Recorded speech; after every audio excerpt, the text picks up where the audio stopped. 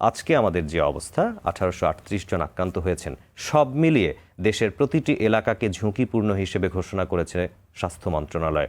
আপনি একজন সিনিয়র চিকিৎসক হিসেবে এই মুহূর্তে আপনি কি মনে করছেন বা আপনার মূল্যায়নটা একটু বলবেন। আসলে দুঃখজনকভাবে গত 100 দিনে বদলে গেছে পুরো পৃথিবী। এই আমাদের ডক্টর মঈন, ডক্টর জ্যোতিষ সহ যারা প্রাণ হারিয়েছেন তাদের আত্মার প্রতি গভীর শ্রদ্ধা নিবেদন করে আমি শুরু করছি। অবশ্যই, এবং আমাদের 74 জন চিকিৎসক এ পর্যন্ত আক্রান্ত হয়েছেন আমরা শুনেছি। বলুন। অ্যাকচুয়ালি আমাদের এই মুহূর্তে যা দরকার একটু ডিক্লারেশন আসছে, কিন্তু আজকে ধরেন এই ডিজি হেলথে বা গভর্নমেন্ট অফ থেকে আমাদের মেইনলি এই চিকিৎসার পারপাসে, যদিও দেখলাম 68% কিন্তু বাংলাদেশে ঘরে বসে চিকিৎসা হইতেছে। বাকি যারা ম্যাক্সিমাম চিকিৎসা সারা পৃথিবীতে ঘরে বসে হয়েছে, কিন্তু তার আগে নির্ণয়টা দরকার। তো নির্ণয়ের জন্য আমাদের টেস্ট যদিও বাড়াতে হবে, টেস্টের সংখ্যা বাড়াতে হবে। তো বাড়ানো হচ্ছে দেখলাম, আরও সুখবর অনেক জায়গায় আসছে। যত বেশি নিয়ে নিতে হবে ততই চিকিৎসা করা, আইসোলেশন করা, ফার্দার অন্যজনকে ছড়ানো, এই জিনিসগুলোকে মেনে চলার সুবিধা হবে, তাদেরকে আইসোলেশনে আনা। যারা যারা আক্রান্ত হয়েছেন বা যাদের মধ্যে লক্ষণ নেই অথবা লক্ষণ আছে, যারাই আক্রান্ত হয়েছেন তাদের সকলকে যদি আমরা বের করতে ফেলতে পারি যে কারা কারা আক্রান্ত রয়েছেন, তাহলেই সেই বিষয়টি আমাদের চিকিৎসার পারপাসে অনেক সুবিধাজনক হবে। এই বিষয়টি নিয়ে আমাদের অনেক দর্শক আমাদের কাছে SMS বা ইমেইলে যোগাযোগ করেছেন। নাসির আহমেদ ইমেল পাঠিয়েছেন আমাদের কাছে। তিনি বলছেন, আমরা গণস্বাস্থ্য কেন্দ্র থেকে কেন আরও টেস্ট কিনছি না, দেরি করে পরিস্থিতি ঝুঁকিপূর্ণ করছি কি? আপনি একটু উত্তর দেবেন প্লিজ।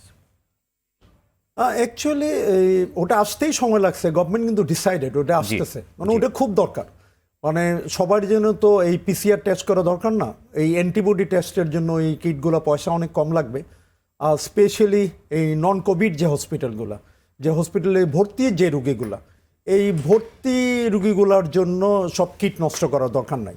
স্পেশালি ধরেন অনেক সিজার হবে বা অন্য অপারেশন হবে বা হবে, সবার জন্য যদি আমরা রোগী যারা রয়েছেন এই অ্যান্টিবডি টেস্টগুলো করতে পারি 5 থেকে 7 ম্যাক্সিমাম 10 দিনের মধ্যে, এটা বোঝা যাবে, এতে আমাদের কিটের সাশ্রয় হবে। প্লাস যারা ধরেন এই কেয়ার গিভার, স্বাস্থ্যকর্মী অথবা যারা ধরেন মাঠে কাজ করতেছেন, এই যে আনসার, বিডিপি, বিজিবি বা বিভিন্ন প্রশাসনের লোকজন, তাদের জন্য এই পরীক্ষাগুলো খুব দরকার। ওই ডাইরেক্ট ওই PCR টেস্ট না করে অ্যান্টিবডি টেস্টগুলো যদি আমরা বাড়াচ্ছে, এখন আসতেছে, তাইলে ভবিষ্যতের জন্য সুবিধা।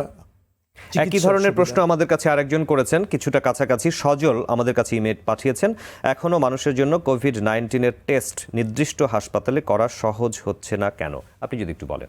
আমরা জানি যে এখন পর্যন্ত অনেকগুলো সরকারি হাসপাতালে এবং ঢাকা শহরে 6টি জায়গায় টেস্ট করবার ফ্যাসিলিটিস রয়েছে।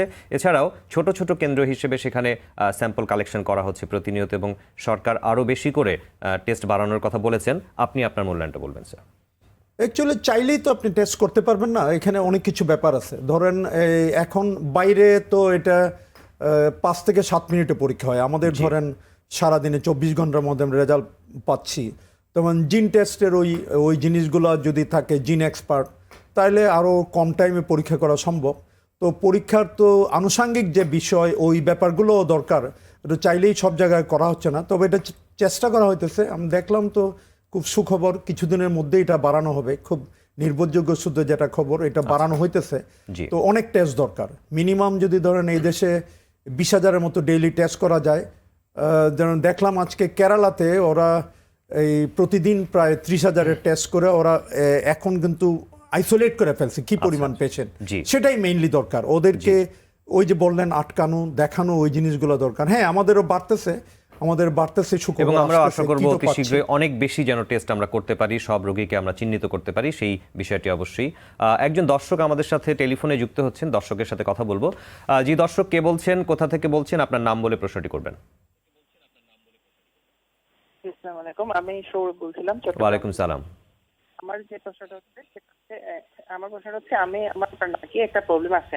তো প্রবলেমটা হচ্ছে আপনার আমি যখন ডাক্তার দেখাইছি, ডাক্তার বলছে আমার মিউকাস লেয়ারটা একটু বাড়ে, মানে যেটা আপনার অপারেশনের দরকার নেই, জাস্ট মেডিসিন দিয়ে মানে এটা কন্ট্রোলে রাখা যায়।